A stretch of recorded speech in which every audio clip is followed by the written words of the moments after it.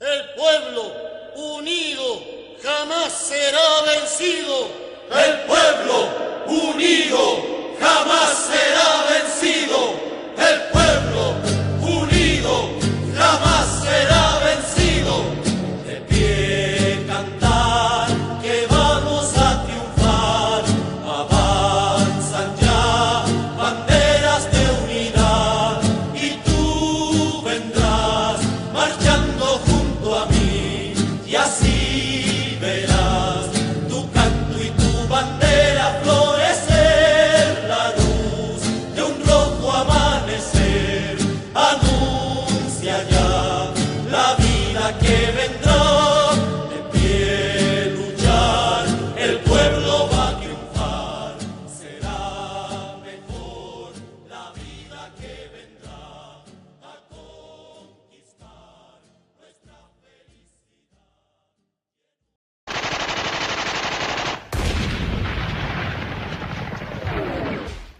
La autora, novelista y periodista Isabel Allende escribió su primera novela en 1982, tras el golpe de Estado de Chile del 11 de septiembre de 1973, ya que su tío, Salvador Allende, presidente de Chile, murió durante el golpe militar encabezado por el general Augusto Pinochet, derrocando así al gobierno izquierdista de la Unidad Popular.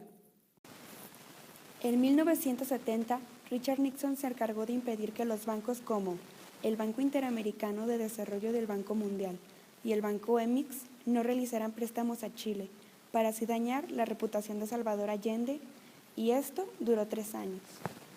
El libro no menciona a ningún país, pero se puede identificar en algunas partes el golpe de Estado del 73, ya que al iniciar con las primeras lecturas, el padre de Clara, Severo, es un abogado conservador que decide iniciar su carrera política cambiándose al lado liberal. Pero sobre todo, este libro fue basado en las cartas que Isabel le mandó a su abuelo en los tiempos en los que ella se encontraba refugiada en Venezuela cuando fue el golpe de Estado chileno. Todo esto se puede apreciar de la misma manera que en el libro cuando Clara le envía cartas de apoyo a su hija.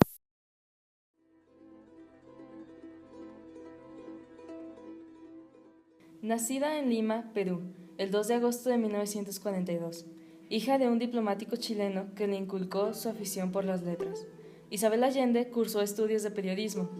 Mientras iniciaba en la escritura de obras de teatro y cuentos infantiles, trabajó como redactora y columnista en la prensa escrita y la televisión.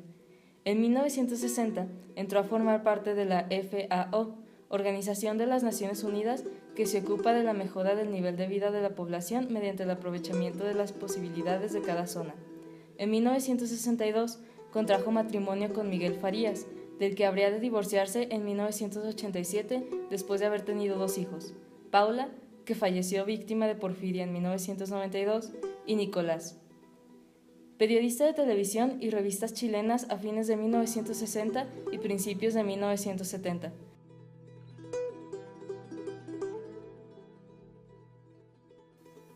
Cuando Chile sufre un golpe de Estado, su tío Salvador Allende, quien era el gobernador del país, es asesinado por el movimiento militar. Este acontecimiento representará un punto importante para la narradora, pues como lo ha declarado, fue una de sus más grandes inspiraciones para desarrollar esta obra. En su juventud, Isabel Allende será forzada a abandonar el país por la fuerza, con rumbo a Caracas, donde dará inicio a la que es considerada su más grande obra. La narradora tratará de describir las situaciones por las que pasó Chile en el 73 y las diferentes percepciones de acuerdo con el tipo de clases de esa época que había sobre este acontecimiento.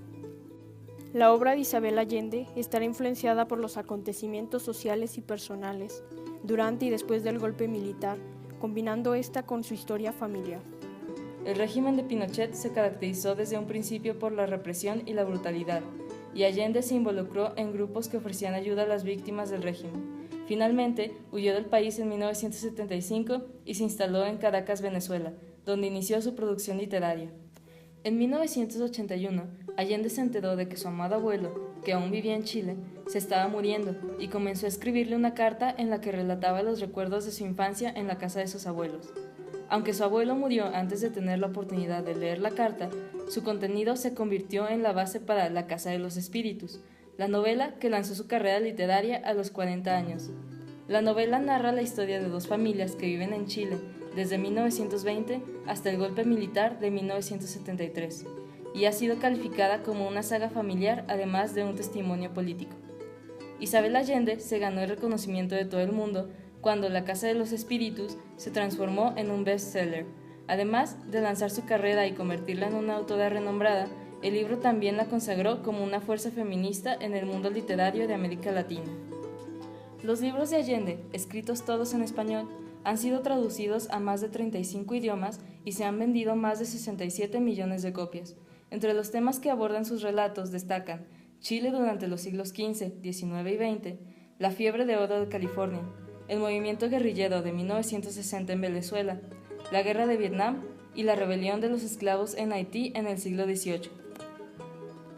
Allende describe su ficción como literatura realista, arraigada en su extraordinaria crianza, las personas y los eventos místicos que impulsaron su imaginación. Asimismo, sus escritos han sido influenciados por sus convicciones feministas, su compromiso con la justicia social y las duras realidades políticas que dieron forma a su destino.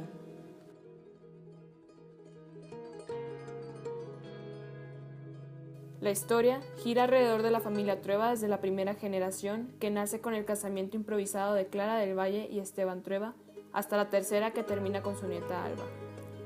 La novela no solamente retrata el enriquecimiento creciente de la familia junto con la convivencia diaria, en donde se mezcla lo irreal con lo cotidiano, sino también hace un fiel retrato de la evolución política y social del país natal de la autora.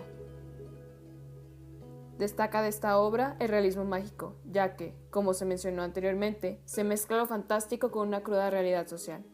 Se realzan los movimientos sociales de la época que buscaban deshacerse de las dictaduras, al igual que de los patrones abusivos como Esteban Trueba.